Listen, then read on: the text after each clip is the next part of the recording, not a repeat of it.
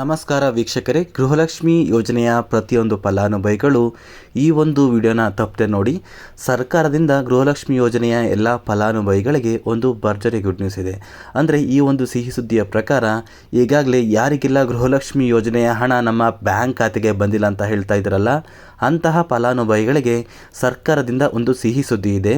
ನಿಮ್ಮ ಬ್ಯಾಂಕ್ ಖಾತೆಗೆ ಸರ್ಕಾರದಿಂದ ಗೃಹಲಕ್ಷ್ಮಿ ಯೋಜನೆಯ 1ನೇ ಕಂತು, 2ನೇ ಕಂತು ಮತ್ತು 3ನೇ ಕಂತಿನ ಹಣನ ಸರ್ಕಾರ ಬಿಡುಗಡೆ ಮಾಡ್ತಾ ಇದೆ.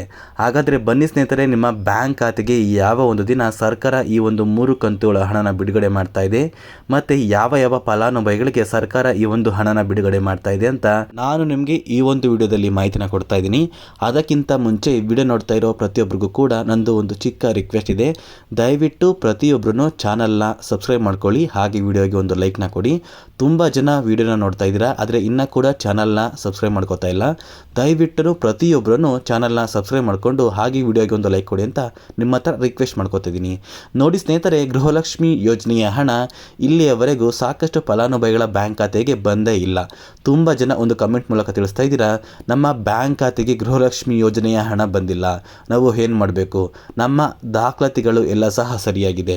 ಮತ್ತು ತುಂಬ ಜನ ಹೇಳ್ತಾ ಇದ್ದೀರಾ, ನಾವು ನಮ್ಮ ಬ್ಯಾಂಕ್ ಖಾತೆಗೆ ಆಧಾರ್ ಕಾರ್ಡ್ನ ಲಿಂಕ್ ಮಾಡಿಸ್ಕೊಂಡಿದ್ದೀವಿ ಮತ್ತು ನಮ್ಮ ರೇಷನ್ ಕಾರ್ಡ್ಗೆ KYC ಕೂಡ ಮಾಡಿಸಿದ್ದೀವಿ, ನಮ್ಮ ದಾಖಲಾತಿಗಳೆಲ್ಲ ಕೂಡ ಸರಿಯಾಗಿದೆ, ಆದರೂ ಕೂಡ ನಮ್ಮ ಬ್ಯಾಂಕ್ ಖಾತೆಗೆ ಇನ್ನು ಗೃಹಲಕ್ಷ್ಮಿ ಯೋಜನೆಯ 1 ಕಂತಿನ ಹಣ ಬಂದಿಲ್ಲ ಅಂತ ತುಂಬ ಜನ ಕಮೆಂಟ್ನ ಮಾಡ್ತಾ ಇದ್ರಲ್ಲ, ಅಂತಹ ಫಲಾನುಭವಿಗಳಿಗೆ ಇಂದು ಸರ್ಕಾರದಿಂದ ಒಂದು ಭರ್ಜರಿ ಗುಡ್ ನ್ಯೂಸ್ನ ಕೊಟ್ಟಿದ್ದಾರೆ.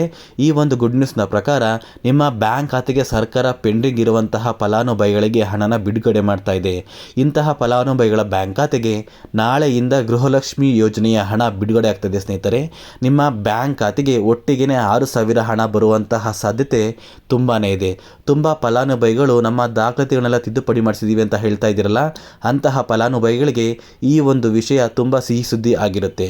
ನೋಡಿ, ನಿಮ್ಮ ದಾಖಲಾತಿಗಳೆಲ್ಲ ಸರಿಯಾಗಿದ್ದರೆ ಖಂಡಿತವಾಗಿಯೂ ಮುಂದಿನ ಒಂದು ವಾರದಲ್ಲಿ ನಿಮ್ಮ ಬ್ಯಾಂಕ್ ಖಾತೆಗೆ ಗೃಹಲಕ್ಷ್ಮಿ ಯೋಜನೆಯ ಪೆಂಡಿಂಗ್ ಇರುವಂತಹ 3 ಕಂತುಗಳ ಹಣ ಬಿಡುಗಡೆ ಆಗ್ತಾ ಇದೆ. ಸರ್ಕಾರ ಮೊದಲು 3 ಕಂತುಗಳ ಹಣನ ಮಾತ್ರ ಪೆಂಡಿಂಗ್ ಇರುವಂತಹ ಫಲಾನುಭವಿಗಳ ಬ್ಯಾಂಕ್ ಖಾತೆಗೆ ಬಿಡುಗಡೆ ಮಾಡ್ತಾ ಇದೆ.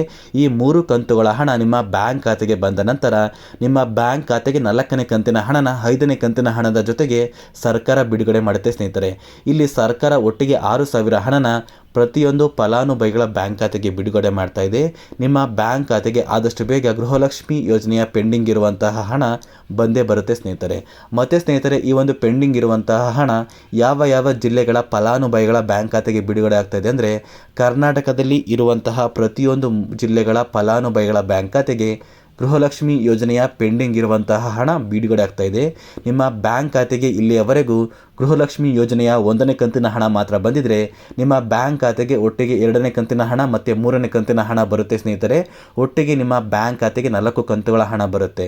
ಮತ್ತು ಸ್ನೇಹಿತರೆ, ಸರ್ಕಾರದ ಮಾಹಿತಿಯ ಪ್ರಕಾರ ಸುಮಾರು 30 ಲಕ್ಷಕ್ಕಿಂತ ಹೆಚ್ಚು ಫಲಾನುಭವಿಗಳ ಬ್ಯಾಂಕ್ ಖಾತೆಗೆ ಇನ್ನು ಗೃಹಲಕ್ಷ್ಮಿ ಯೋಜನೆಯ 1 ಕಂತಿನ ಹಣ ಬಂದಿಲ್ಲ.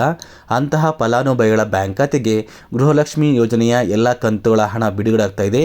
ನಿಮ್ಮ ದಾಖಲಾತಿಗಳನ್ನೆಲ್ಲ ನೀವು ತಿದ್ದುಪಡಿ ಮಾಡಿಸ್ಕೊಂಡಿದ್ರೆ ಮಾತ್ರ ನಿಮ್ಮ ಬ್ಯಾಂಕ್ ಖಾತೆಗೆ ಗೃಹಲಕ್ಷ್ಮಿ ಯೋಜನೆಯ ಹಣ ಬಿಡುಗಡೆ ಆಗ್ತದೆ ಸ್ನೇಹಿತರೆ. ಇದಿಷ್ಟು ಗೃಹಲಕ್ಷ್ಮಿ ಯೋಜನೆಯ ಒಂದು ಹೊಸ ಮಾಹಿತಿ ಆಗಿರುತ್ತೆ ಸ್ನೇಹಿತರೆ.